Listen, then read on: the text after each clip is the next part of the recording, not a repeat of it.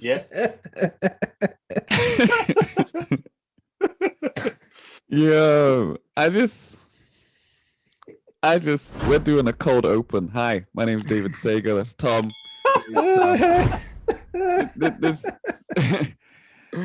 There's Michael Downey, Sixers fan. Sorry. Yeah. At least from the north. Jose Garcia Vidal. Yeah.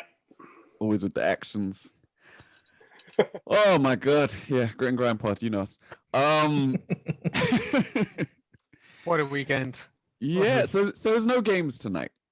The playoffs are taking a break for the first time since they started. And that kind of means that this episode gets a little bit of runtime before it's out of date. And we are going to discuss the weekend's games because there was some important games. 3 whole series has ended since the last time that we spoke. And we're going to talk through them. So we're going to start with the most recent one and work our way backwards. So we will be beginning with game 7, or we can include 6 and 5 and 4 and any other game that Ben Simmons didn't shoot in the fourth quarter for. Of Hawks versus Sixers. Man. So that happened. There's a million places we can start. I think I'm kind of still shocked. Like, despite how much I like the Hawks, I've said a few times to you guys that they're this team that I've watched second most after the Lakers this year. So I know them. Like, I know them and what they can do, what they can't do, and stuff like that. I'm still shocked that Philly weren't able to pull it out. There was so many opportunities. It was just there for them on the table for either team to take, to be fair. And the Hawks just took it. Like, the Hawks were up 1 with 1 minute and like 3 or 4 seconds on the clock. And then, yeah, disaster struck for Philly. Embiid turns it over. Thibault fouls Huerta at the 3-point line. Like, it just got bad. It just went bad on their home floor. Somebody passed instead of taking an open layup. I think that had already happened. At that point. Yeah, like that's not even the problem. Like that actual play is not the actual problem. You know? No, but it was very. It just amplified what some of the problem was, right? Like it was like, here you go. This is what we're dealing with. Cherry on top. There you go. Just so you know, this is what I do. Make it very clear what's happening here. I'm not gonna. I mean, Ben Simmons, man, he took 4 shots, 4 field goals in 36 minutes. How is that possible, man? I don't remember that. How? Yeah, I just one was an alley-oop. He basically got forced into. Oh yeah, the reverse. Which arguably was a goaltending, actually. It was pretty close. It was pretty close. Yeah. I guess we have to start there. What's up with that guy, man? Not only did he make me fail the bet, which I now have to pay up for, and I will be over the next month or 2. Yeah. Thanks for jumping in with me, Mike, man. Yep. I needed some support. Flawed loyalty right there. That's what that is. But yeah, he just completely lost all aggression. Like, he was like fourth quarter, 20-point lead, 18-point lead, 16-point lead, 14-point lead. He's just not even looking at the rim. He's not even looking at the rim. I've never seen anything like it. I mean, you've got players that are scared to shoot 3-pointers and stuff like that, and scared to take jump shots and things, or not scared, but they know that that's not the best play. But they don't usually have the ball in their hand as much as what he does. Yeah. And when you're refusing to shoot, you're refusing to attack the basket, Like, what you do? It's not American football. You don't just play one side of the ball, man. Like, what is it? Like, it's got to be a confidence thing and just being scared to go to the free throw line. Yeah. I mean, I think he got shown up by them like hunting him down to and playing Hacker-Ben. I think it just got in his head. It's the only thing that I can think of. Like, it's, I don't know, man. It's very strange. It made me think of so last week I was playing basketball on a Wednesday, sorry, and this guy showed up. You know, we needed an extra guy, right? Yeah. He came, never played basketball before in his life. He kind of dribbled, all right. He was very fast, so we just told him, you know, just bring the ball and pass it. It reminded me of Ben Simmons. I was like, looks like he's never played a ball in his life. He's literally bringing the ball up and passing it. Yeah. You just said it, Mike. There's players that know that shooting is not their strength. Think I always will compare everything to the Spurs. Think Bruce Bowen, right? Bruce wouldn't a shot unless it was a 3-pointer by himself alone, way open, right? But he would, you know, shoot layups if he had the chance. Yeah. And the other thing is that Bruce Bowen wasn't a starter. Like, if he wasn't effective, if they didn't need his particular brand of defense, his ass was on the bench.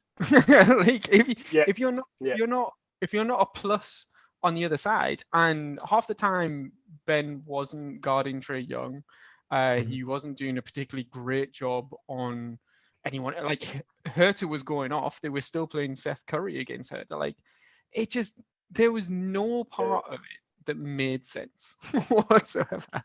Like, is that on him or is that on Doc at that That's point? on Doc. That's on Doc for sure.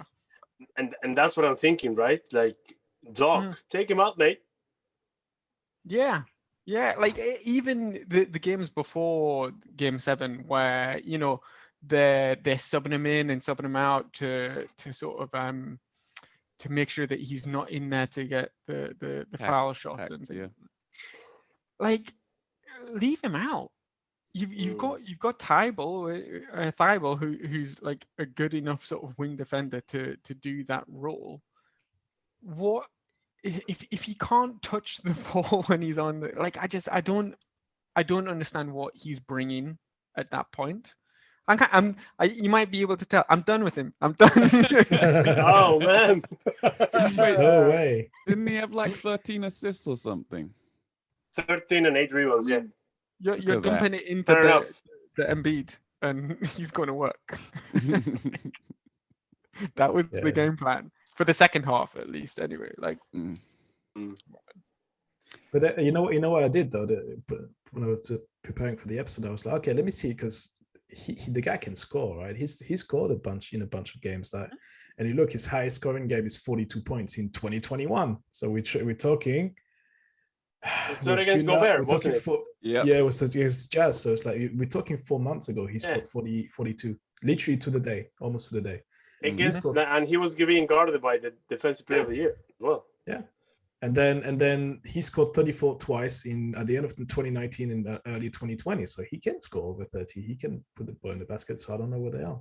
But I think that there's two things that's aggravating everyone. Is it's the lack of intensity on the offensive end, like literally almost not showing any interest at times. Yeah. Well, okay, he's being a pass first kind of guy, which is great. Like, that's my type of players. But there's like pushing it to the extreme, you know. It's like, dude, you know, take the shoot sometimes. He's not a pass first kind of guy. He's an only pass kind of guy. It's only pass kind of guy. Yeah, sure. But he looked for somebody who's open, and that's a great thing to see. You know, that's fine. Nothing, but like, he's taking it to the extreme. I think add that with a massive contract. That's no, and especially now that every single point guard in the NBA can shoot threes and are willing to put up shots and from anywhere on the court. And when you see that, the complete opposite of Yeah. what's the trend now in the NBA. It's just weird. Mhm. And then I was looking at how like his averages, and he's actually sort of averaging 12 a game, isn't he, in the playoffs?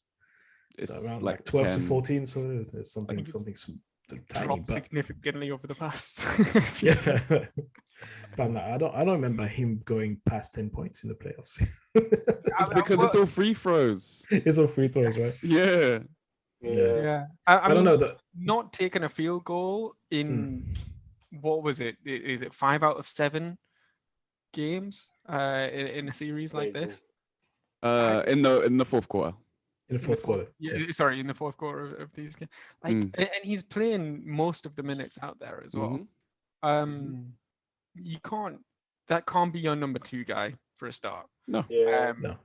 Unless every other part of your team is like offensively golden. Yeah. Unless you're on the Absolutely. 2017 Warriors, right? Exactly. Yeah. Unless it's Steph, Clay, and KD you're out there with. And then it's like, don't shoot at all. Like, why are you shooting? Don't do that. Yeah. Stop it. Pass it to him. My the one thing I have though is that, like, everybody is dunking now on Simmons, which is fair enough because he's refused to play. Well, it feels like he's refusing to play on offense. But what's the role of all of the coaches that he's had throughout his career? Because it's like, how many times can you go from one coach to another? And I'm sure every single coach he's had said the same thing, which is you need to shoot more. But the responsibility of the coach now is like, well, you can put whoever on his ass all day long. It's not going to change. Like, it feels like he's now past the, because how old is he now? 24, 25? Something like. So yeah, so I think he's 24. It's like, 24. there's a point where you, especially for point guards, like you get to maturity earlier than big guys. And allegedly that's now for him. I think he's somewhat behind the usual curve. Because it just doesn't. He seems a bit like Giannis when Giannis first came into the league. It doesn't seem like he's fully figured out what his true sort of role is and how to exploit things. I think the injuries early on, then we've had like the COVID seasons. He's had like a short postseason. So I think just slightly, just sort of like I think he can get better is what I'm saying. I think he's probably slightly behind what a usual potential curve would be, if that's a thing.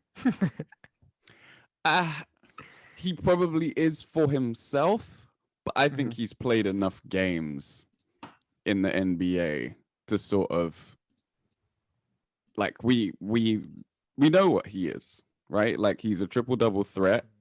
He'll get you around 10 points. He'll get you around 10 rebounds.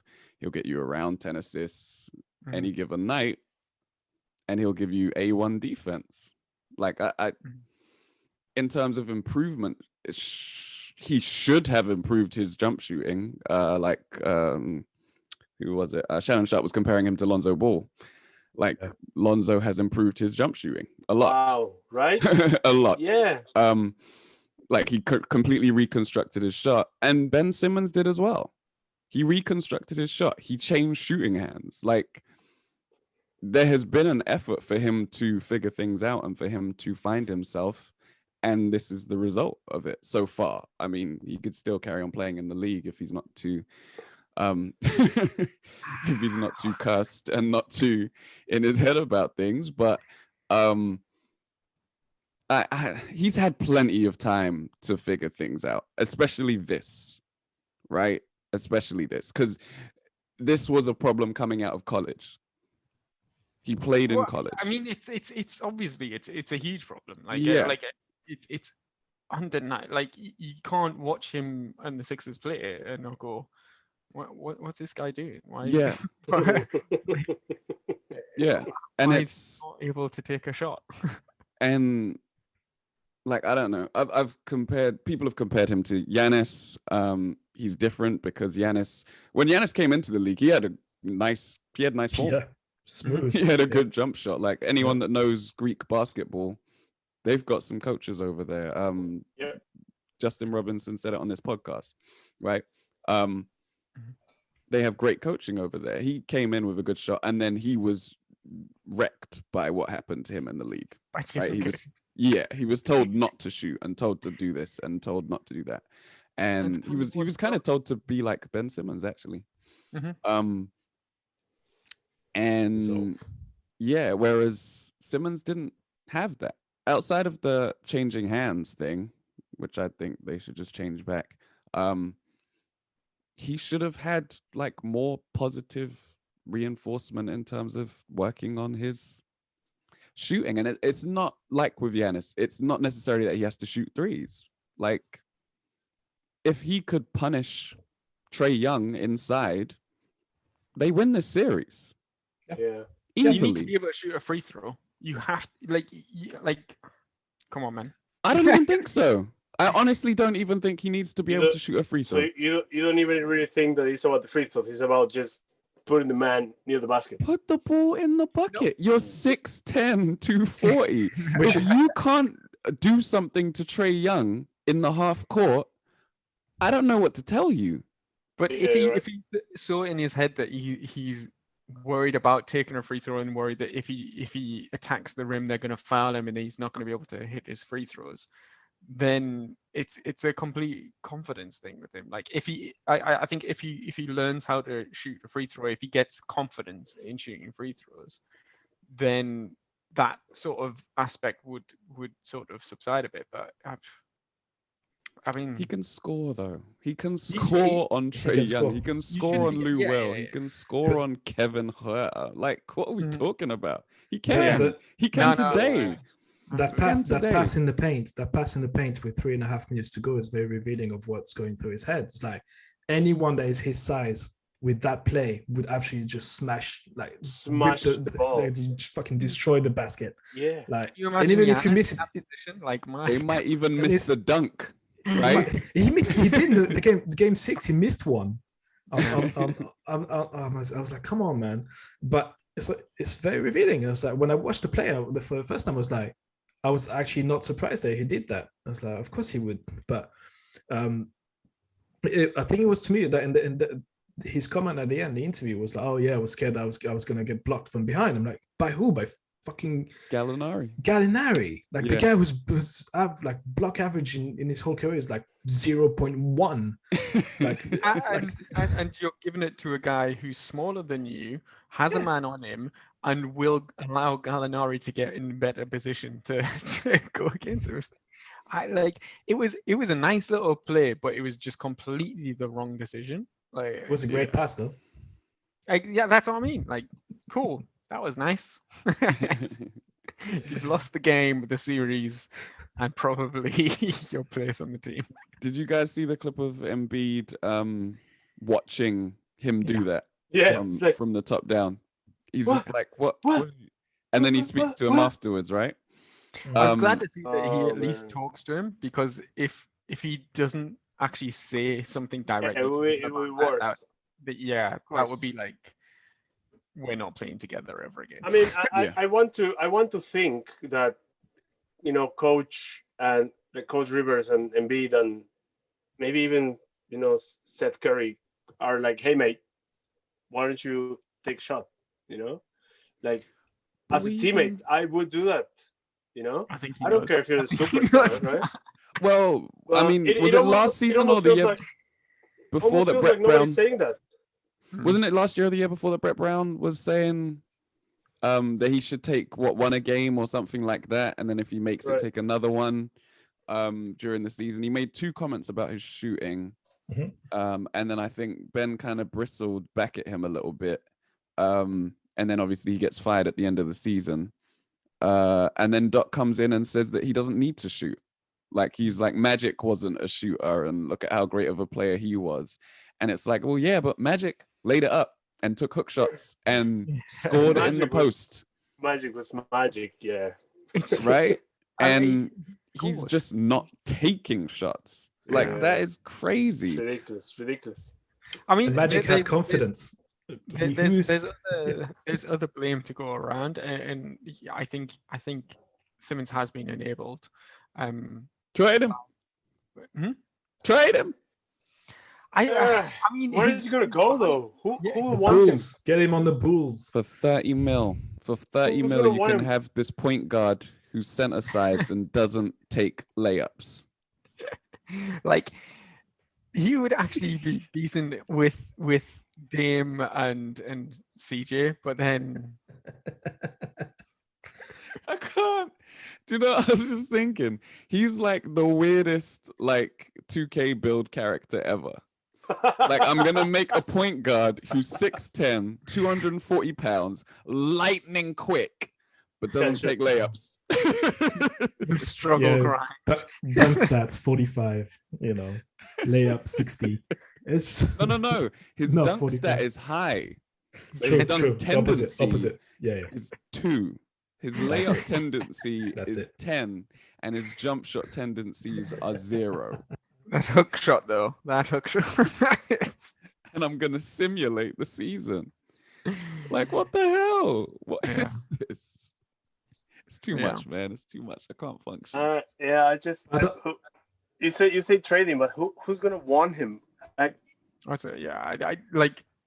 think Daryl Morey is probably, unless there's somebody lined up that they can get a decent package for, but his value has got to be probably at the bottom of what it's going to be.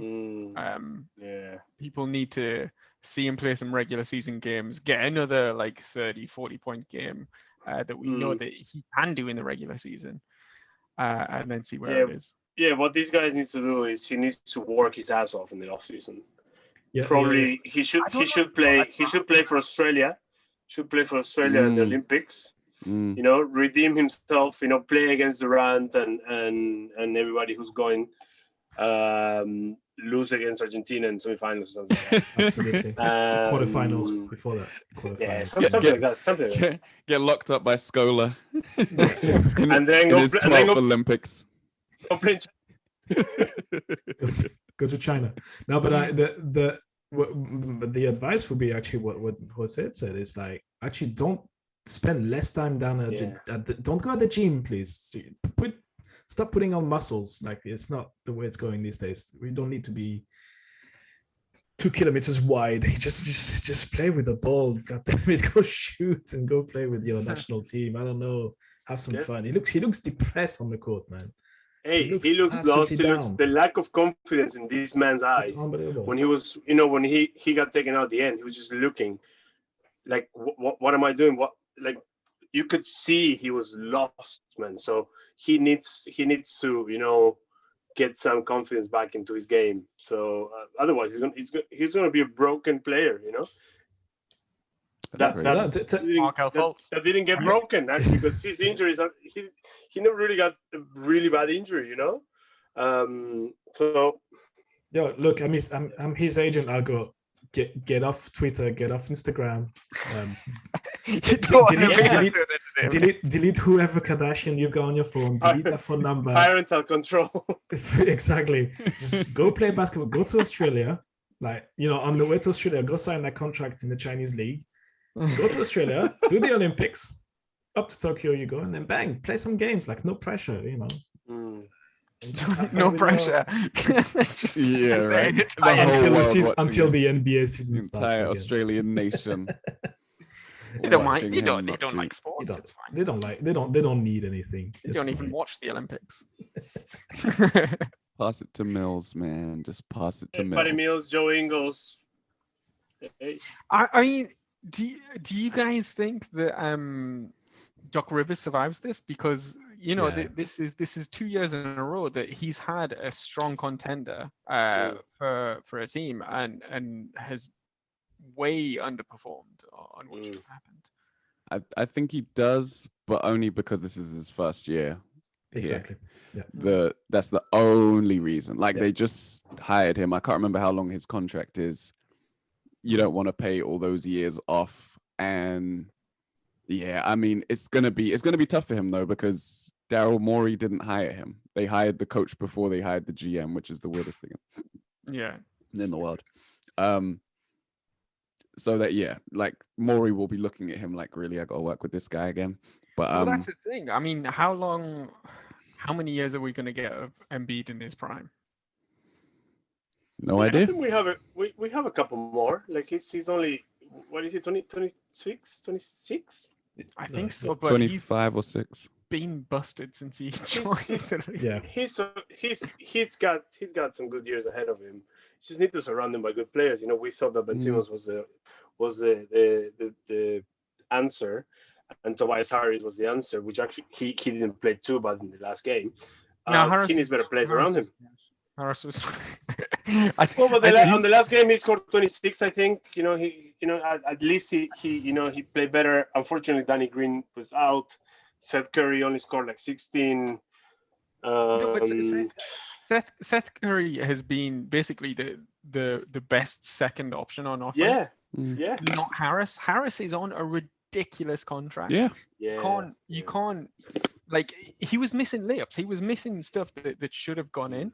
Like if you compare having Jimmy Butler, who he had on this team, by the way, like the ability to step it up in games like that, where you're like, okay, Embiid is doing what he can. You need to step up. We need you to be at your peak.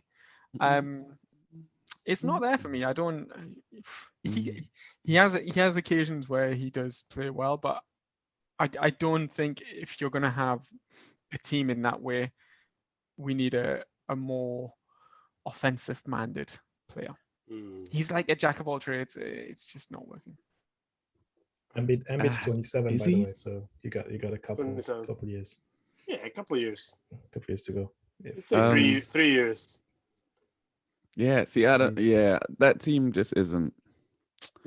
I don't know. We say all this, right? It's a flawed team, sure, but all the teams that are left in the playoffs are also flawed.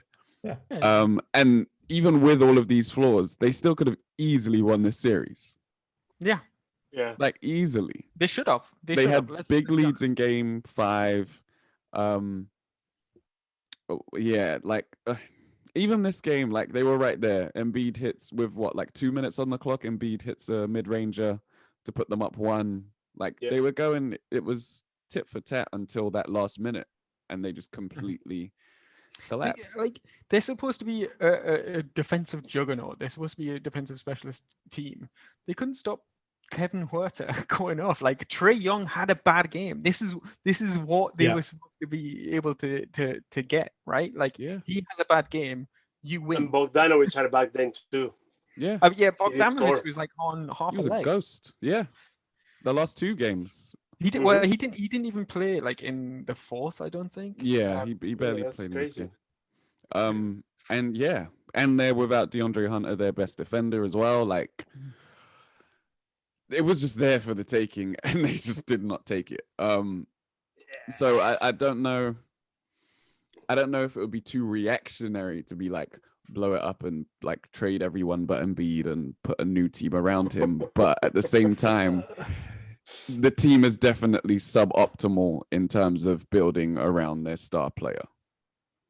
Yeah, I just because I like Embiid being inside and being an inside scorer rather than outside.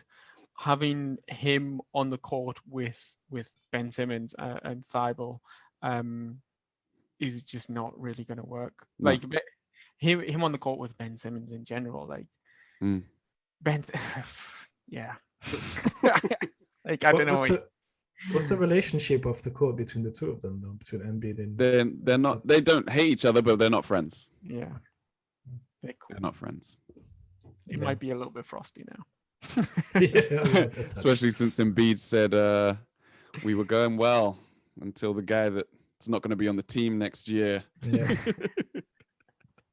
didn't dunk the ball like I told him to.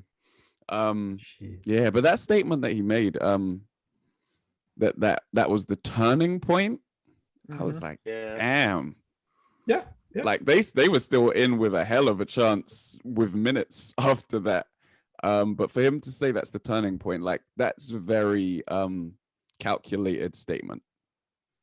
He meant to go at Simmons with that statement.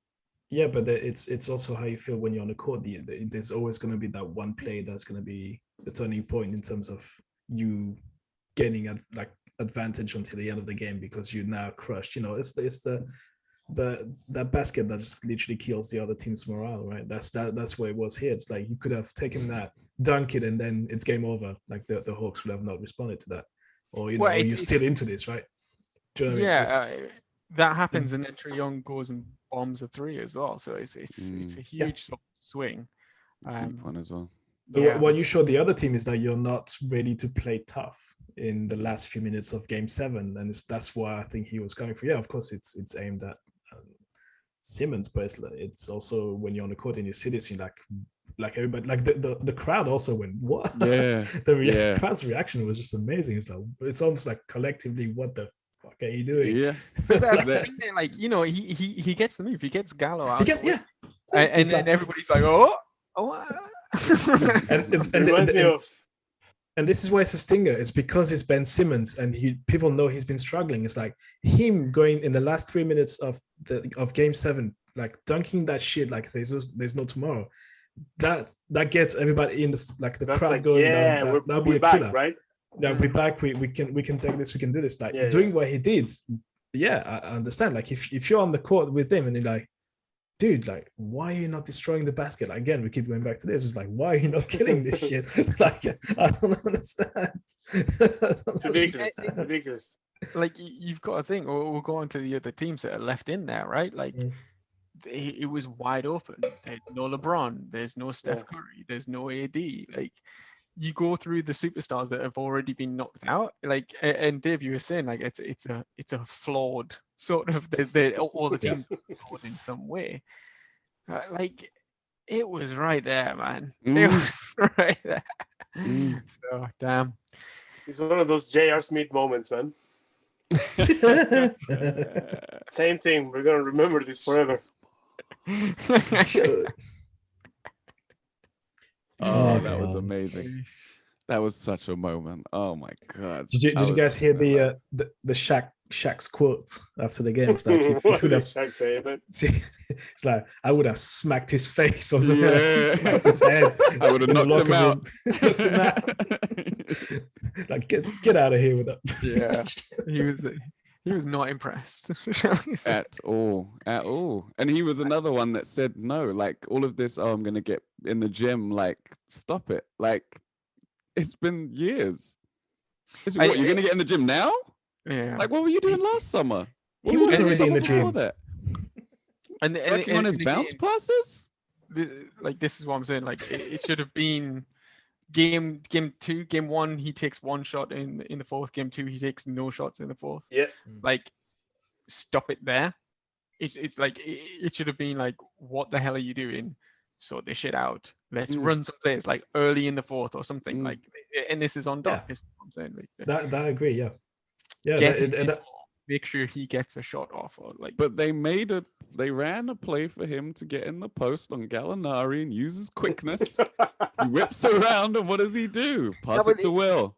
It's Game 7. Like his confidence was clearly broken by that point. Do you know what I mean? Like it's too late. That's what I'm saying. Waiting to make those adjustments in Game 7, like you fucked it by then. Again, Shaq was right though. Shaq said something. It's like, and it's pretty much what he said. It's like after Game 2, you're supposed to rectify whatever is going wrong. You know, it's like, what are you waiting for Game 7 to suddenly come out and say, well, you know, like I don't know, I'm scared. It's like, dude, like you're in the sit playoffs. Down. There's no time sit to the fuck sit down. down. Yeah. If you're not going to shoot, sit down. And that's a Doc Rivers fault. Doc Rivers will always play the players that he wants to play because he likes those players, regardless of how badly they're playing. Efficiency. It was crazy. Like always does that.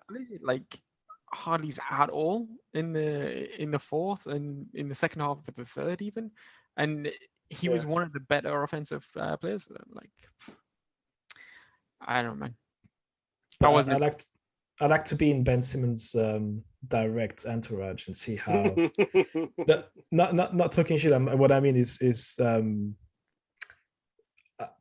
because he doesn't seem to progress. There's no.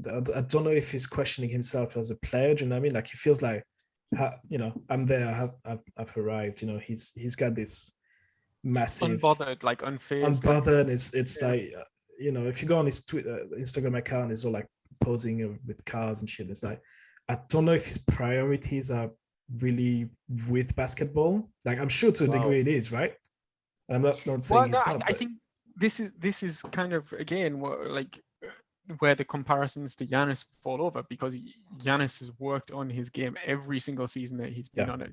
He's improved and he's got better. And he had, like, when he got MIP, it was everybody was calling him to get like back-to-back MIP awards, right? Right. I just don't see it with Simmons. It just, I don't know if it's a drive thing or what it is. I don't know. Again, that's what I'm saying. I like to be like a fly on the wall. Like I'd really like to see how it is, how people treating him. Like is he really hungry for it? Is he? I don't know. He's just weird, man. He's like the only player I know that doesn't like to score. Like when you play basketball, you doesn't want to take shots. Want to score, right? Like everything else is like you need to almost be pushed to defend, to pass, to like. Who doesn't want to score? You see, this is why I find it weird, right? I've got the perfect example of a player that doesn't like to score because he's a French guy. It's Boris Diaw. I've read many interviews of him saying, I want to pass first. I want to grab a rebound. I want to block. I want to do this stuff. But there are many, like countless games I've seen of him when he went, fuck it, I'm taking over. Like he's done it. Like one of the last few games with the French national team, at one point he just went, I'm going to score 30 now because the team needs it. And he went and did it. But it's like his whole persona and character and the whole thing was like, you guys go first. But I don't know. There's something that's blocking Simmons. I can't really. I'd like to know what that is. Like, what is he scared that it's going to hurt his brand or something? That he's suddenly scoring 20 a game. Like, it's not what we do here, son. Like, none of that bullshit here. Like, the other way around, man. I mean, it seems like a confidence thing. Like it seems like he's scared 100%. To take the shot that. And I don't know if it's kind of like he's too in his head, like sort of with analytics, where he's like, we can get a better shot. Me shooting a 3 is not a high percentage look, so we should do something else. Right. I think that's in general, yes. But that still doesn't answer the question of why don't you punish a backcourt of Lou Will and Trae Young? Yeah. Absolutely. Dude, send him to Serbia over the summer. Get those Serbian coach to sort him out. You'll see. He'll come back in the NBA. He's going to score 35 a game. It's going to be like, dude. But I mean, genuinely, it's kind of like, does he need to be on a team where they do rely on him offensively? They don't have an Embiid. They don't have a Tobias Harris. Like they don't. But the thing is, I don't think like that's. I mean, and that's a good question, but I don't think the Sixers are relying on him to score. The Sixers are relying on him to make 2 more shots, right? No, I know, but like what I mean is that because he's got players that are so much better than him offensively, is he just too willing to pass it up? Right. If he didn't have that, he might sort of rely on himself or the. So you're saying he should go to the Thunder, basically, right? Well, Kemba is there now, so maybe that's the wrong team as well. Exactly. It's like it's hard to see, but like even coming off the bench with a second unit, something like that. 6-man Simmons. It was suggested in the UK fans conversation. They should be a 6-man maybe, but just for some possessions, just to get because obviously his strength is when you've got those great players around him and his playmaking ability. But and we've talked about it before, like if you're not able to stretch the floor, if you're allowing the other team to basically play like sort of 4-on-5 or 5-on-4, you're just detrimental to your team. So you have to allow yourself, you have to make yourself a threat in some way. Yeah, you do. Even to pass, you have to make yourself a threat. I don't know how you got all those assists. Size. The Hawks could have played him better. The Hawks could have definitely exposed him more. To be They honest. should have locked him up. Should have just been like, all right, part the sea. Go ahead, man.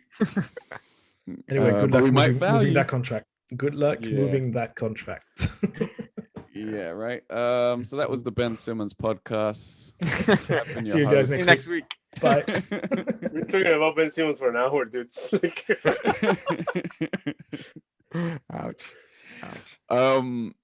So the Hawks move on. Who do you guys have winning the Eastern Conference Finals? I mean, I was quite impressed with Giannis in the last game. I think he's really sort of locked in. He got help from some of the role players. Apart from his like horrific mistake, Brook Lopez did actually play quite well. Yeah, and he did make up for it. They're way more talented. I've got the Bucks. You got a number? You got a number for us?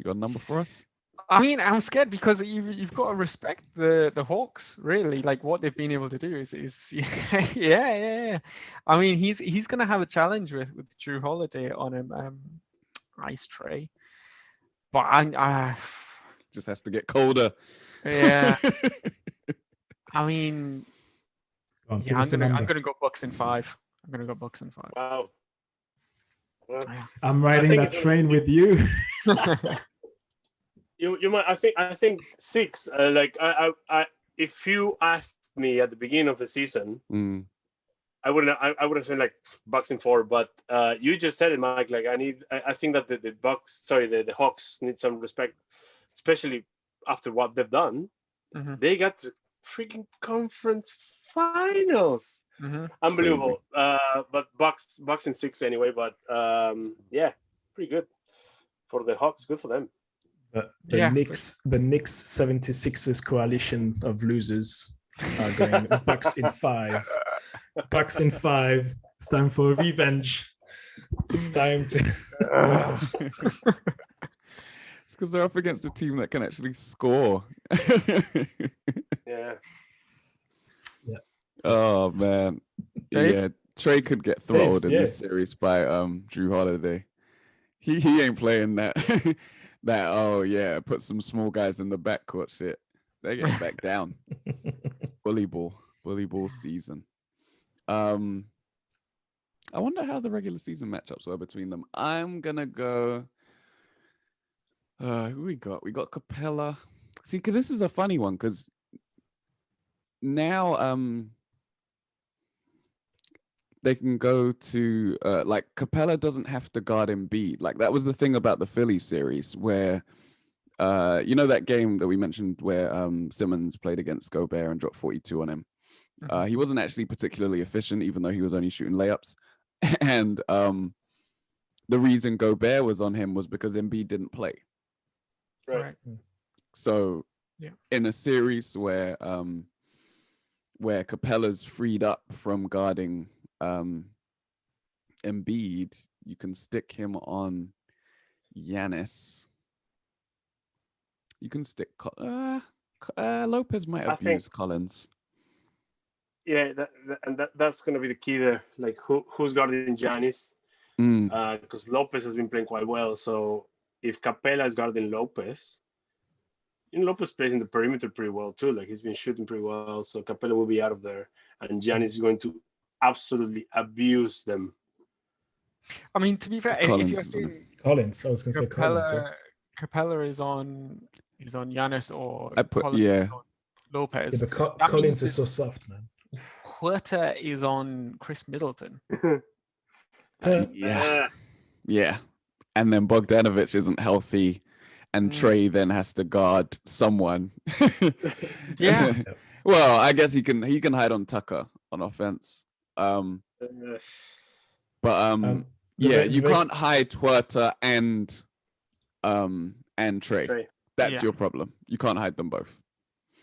The regular season scores, if you want, Bucks are up 2-1, and they've won the first game 129-115, second game 120-109, and they lost the third 111-104. So the 2 wins were pretty comfortable. comfortable, and then Yeah. the one loss was quite tight. So Cool. I'll go Bucks in 6. I'll give Trey 2. Trey can have 2. Flap the cape. Mhm. Nice, man. He was doing push-ups on your home floor, bro. Push-ups. The I mean, disrespect. fuck it, man. He He's deserves a it. very disrespectful young man.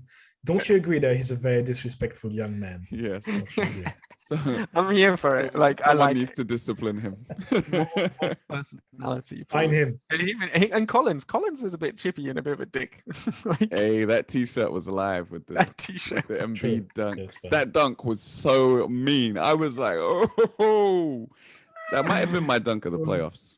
I know It was. Kawhi's upset with me over those comments, but he's not going to say anything, so fuck it. Probably laughing. Ah! Ah. Ah! Oh man. All right. So I guess while we're here, we should just talk a little bit about Bucks Nets. We we give you the floor, Tom. I got For nothing your- to say, dude. I got nothing to say. I've been laughing for a couple of days now. I've not I been do able have to something to analyze say. the game.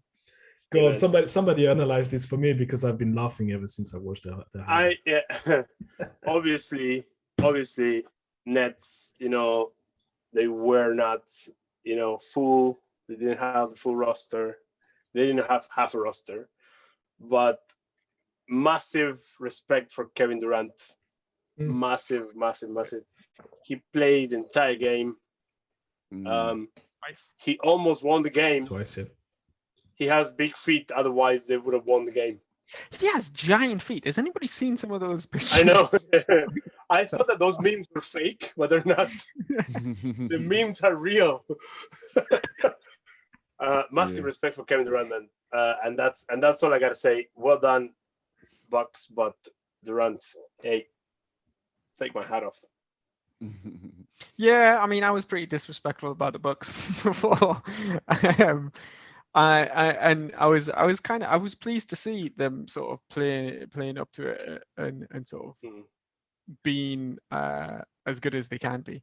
And Giannis sort of taken up a lot of that, like having him and Durant both go for over 40 was pretty cool to see.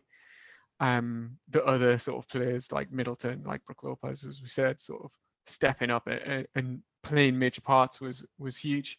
But the injuries don't happen. This probably doesn't happen. Game 2 is 39 points. Is what they won by, So it's tough. It's tough, but the maddest thing about the injuries is Harden playing, what was it, 40 something minutes in the first game on his hamstring, and then came out and played 49 50 minutes in this game, in the very next game on literally one hamstring. There was a play in game 6 where he anticipated, and no, he didn't anticipate. Someone tried to dribble past him and he tapped the ball away and got the steal. He got hold of the ball, and then like where you would normally push it and just go and get a wide open dunk, he just sort of thought for a second and then literally just stopped moving and then just walked the ball up the court. Like he could not run. He played the whole game. He didn't come up. Come up and the last game.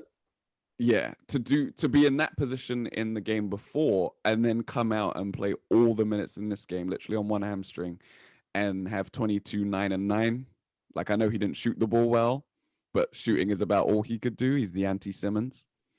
Yeah, he scored 10 out of 10 free throws, man. That's it. Yeah. Yeah, he, like, that you gotta respect that. You've got to respect that. That's crazy. That's crazy. The fact that he was even able to finish the game, right? Like, that's wild. And yeah, man, everyone left out on the floor. Everyone was so tired. Like, you could tell, even before overtime and everything, you could tell they were exhausted.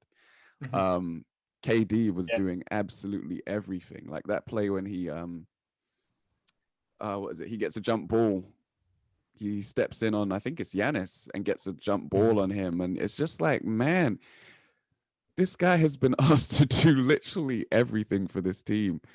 And yeah, they just couldn't get over the line. Like it was 2-6 in overtime.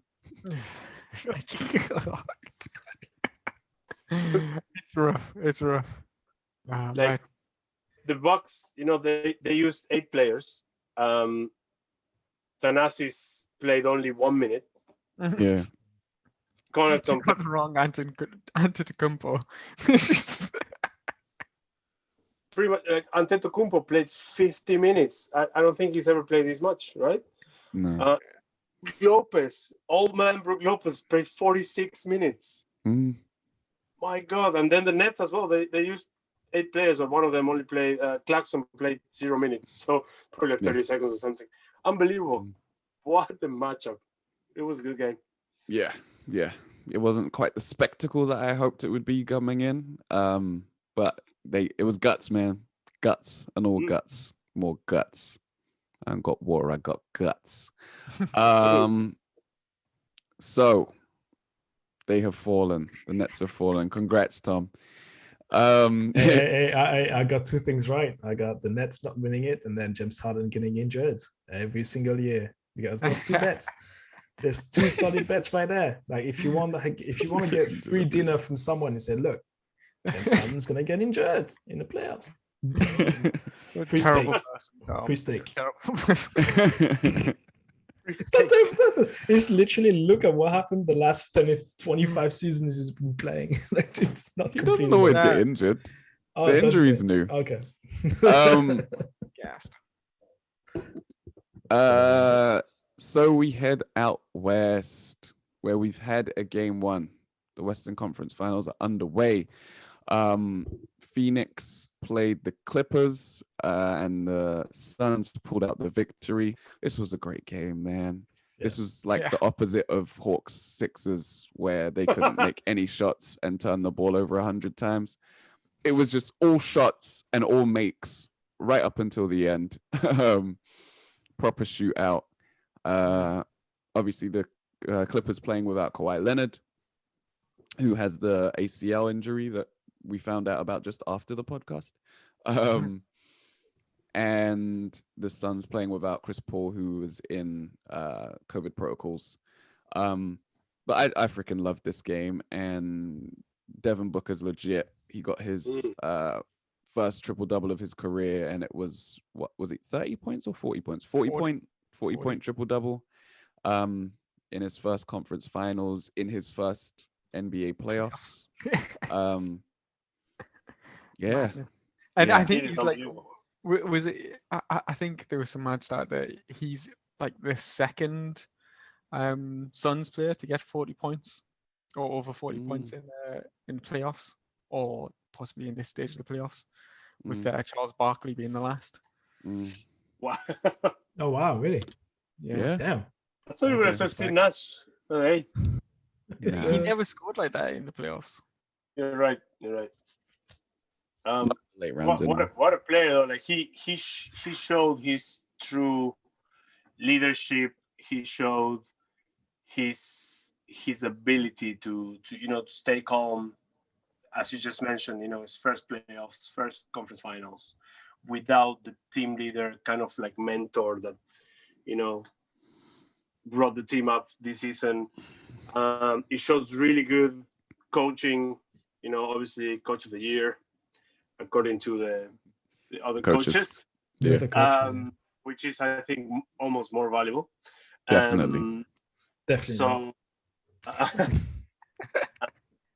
great organization. James Jones. James Jones. It's funny because I think somebody made a comment the other day. If you don't really follow basketball, you probably the guy was still playing. Yeah. He was just took a few 3-pointers. That's it. But yeah, I mean, great job from the back office and from the coaching staff. Amazing how the Suns are playing as a team.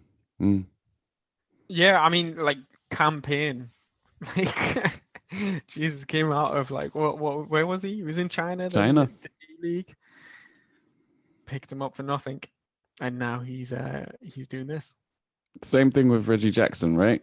He was he wasn't quite as far out of the league as Cameron Payne was, but no one wanted him. Like he got picked up off the scrap heap essentially just over a year ago, and now he's just banging threes at a ridiculous clip.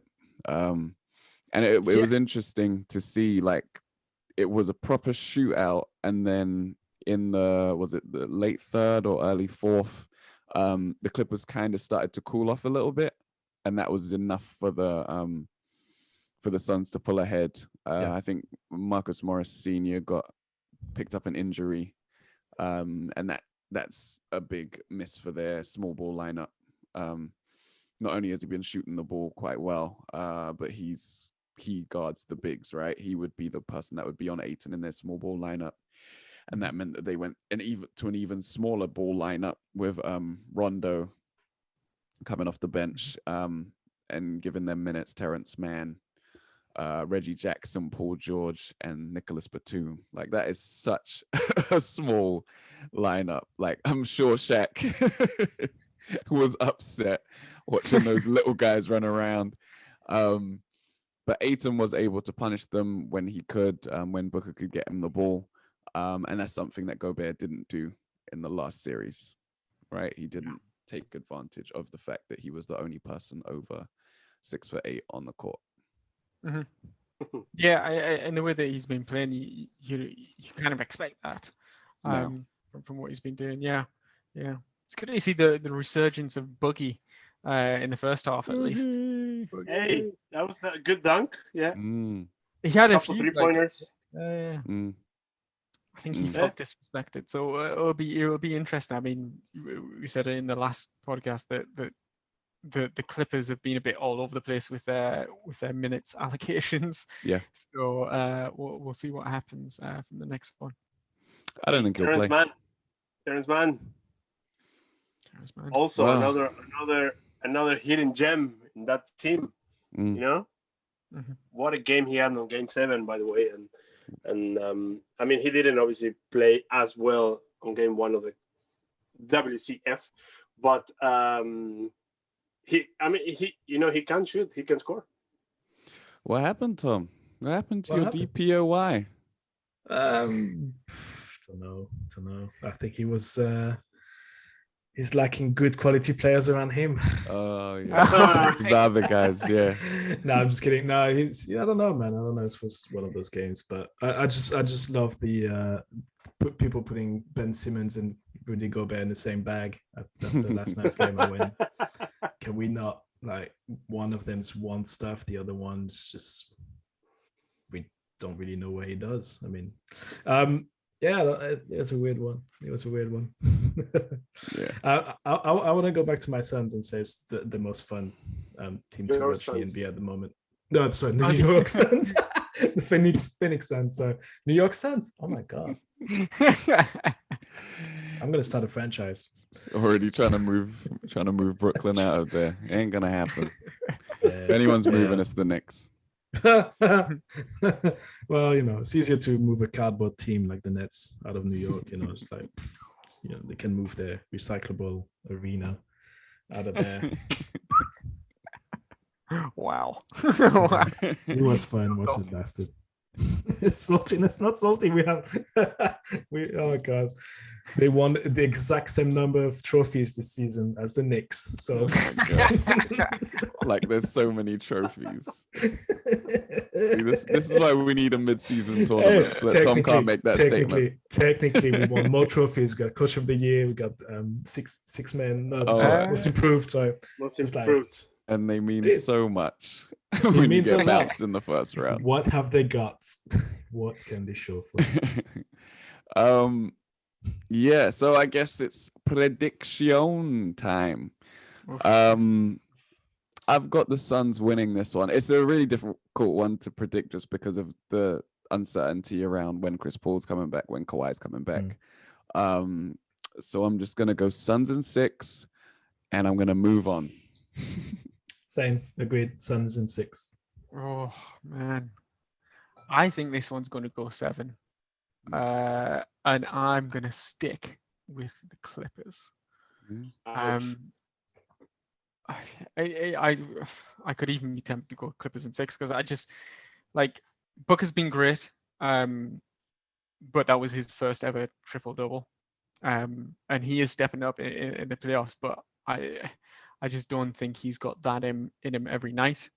The Clippers have shown that they can adjust and sort of play to sort of the teams. Fair enough.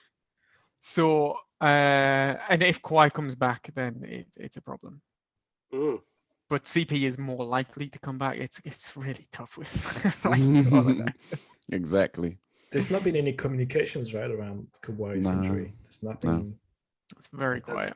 Suspiciously quiet. Suspiciously quiet. The last time we went quiet, Jose pulled his hair out. Yeah. Went from that to this. My hairline was here, man. Oh God. Yeah, no, I agree with you, Mike. I think if Kawhi comes back, and I think he will, the Clippers win it, but in 7, because the Suns are playing so well. But obviously, it's if Kawhi comes back, fingers crossed. But if not, it's a done deal, in my opinion. But still, in like 5 or 6, it's not going to be a sweep. So I predict the Clippers in 7. Cool. I'm really excited for Chris Paul to come back just to see what Rondo does. I think playoff Rondo is going to be like, wait, what? He's on the team list. Oh, coach is time, and he's going to take off. He's going to take off his practice jersey, the practice sweats, and underneath he's going to have a big P sign on his chest for playoff Rondo. He's going to roll out there. Yeah. He's going to give you 25, 5 3-pointers, elite defense, 9 assists in 5 minutes of playoff play. very exact. Yeah, right. He's going to slap him and get ejected. No, I can't wait. It could be a really, really good series. It's a shame about the missing players, as always.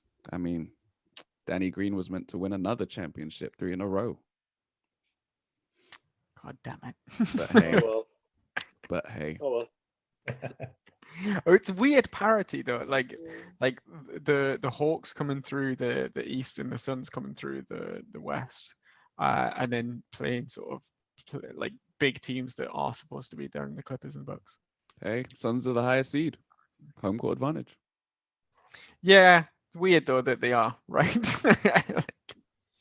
Not at all. Who called that before the season starts? What's the stat? There's no number 1 seed for the first time since 1994 at that stage. Oh wow. I think. Yeah, 94 there was a lot of upsets, wasn't there? Yeah. So 94 was the last time there was no number 1 seeds. Was that the year that Houston was like the 7th seed or something? Yeah. Right. Yeah. Yeah. And then the what was it? I had that one written down. Hang on. Yeah, the Bucks, the Suns, and the Hawks don't have any former NBA champion on their roster. So it's out of 4 teams. Yeah, it's left. Kawhi. Kawhi's the only He's the only one. champion left in the playoffs. And he's not even there. And James Jones. We're still playing somehow. You know. Hey, he won with the Cavs, didn't he? And with the Heat. Surely Haslam's somewhere. Surely. Rondo. Yeah, Haslam is Rondo. But yeah, Rondo, of course. Rondo's another one on the Clippers. Of course. Yeah. I don't know if they gave Cousins a ring or if he counts, but hey, maybe he does or did. So yeah, I guess that's it. Everyone's predicted, right? Yep. So happy conference finals, everyone. And yeah, I guess. Do you know what I haven't done? Check the bracket. Ooh, interesting now. By the way, I'm done with 20. 2,600 points. That's it. You're capped out. Hang on. Actually, let me just double check. Can no longer earn anymore. Yeah, 2,600. So that's where you guys slot me in somewhere. I had the Clippers to win it all at the start. Wow. So you're still in with a shout. Still points to be earned. I had your team. Did I have I had sixes? your team. I might have put I had sixes. God damn it. No, you had the Sixers because you and I were had the same prediction. So it was the first and last time I'm aligning with you. Yeah. Shit. It's starting to get ugly, guys. At the top, we have Jack Kings pulling away 3,200 points. Increased his lead on last season. UK Bucks in second with 2,600. Me and Mike are in third with 2,200. Oof. Then AB from the Clutch Pod is in fifth with 2,000. We have Q with 1,800. We have Jose with 1,400. As we spoke about last week, it got ugly early for DK. Yeah, down there with 800 points. Woo! The Ben Simmons of the group. Let's assume he's not going to score any more points, and that's as high he's gonna get. Man, who did Jack Kings have winning it? He had the Clippers over Brooklyn. Oh no, sorry, he had Brooklyn. Yeah, he had Brooklyn over the Clippers actually. right.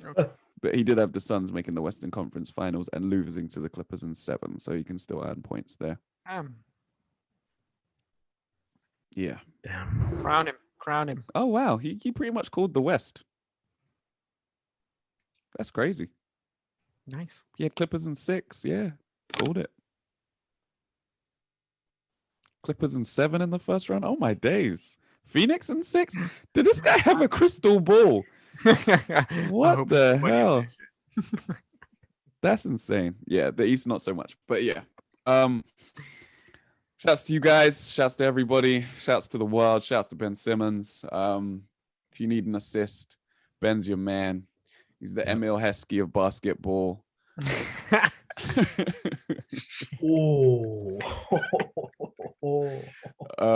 Shouts to Emil Heskey.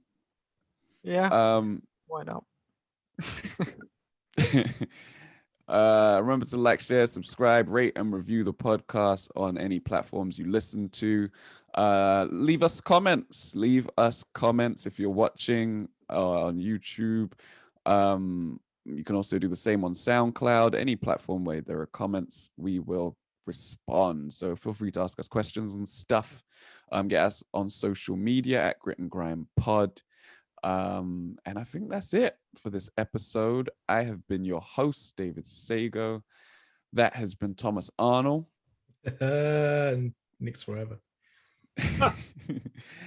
That has been Michael Downey. Good night. And that has been Jose Garcia Vidal. Bye-bye. And we're out of here.